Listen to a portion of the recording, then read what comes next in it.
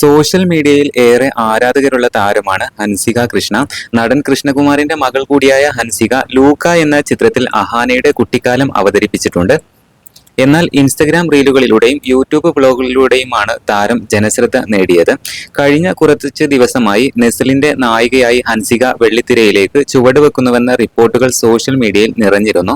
അമൽ നീരദിന്റെ സംവിധാനത്തിൽ എത്തുന്ന bachelor party due എന്ന ചിത്രത്തിലാണ് ഹൻസിക നെസ്ലിന്റെ നായികയായി എത്തുന്നതെന്നാണ് റിപ്പോർട്ടുകൾ വന്നിരുന്നത്.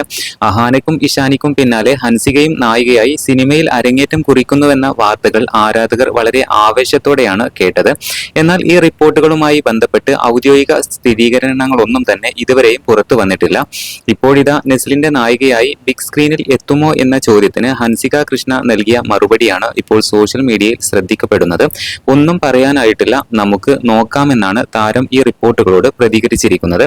നമുക്ക് നോക്കാം, എന്ത് സംഭവിക്കുക എന്ന് കൂടുതലൊന്നും അറിയില്ല, നമുക്ക് നോക്കാം, അതിനെപ്പറ്റി ഒന്നും പറയാറായിട്ടില്ല എന്നായിരുന്നു ഹൻസികയുടെ വാക്കുകൾ.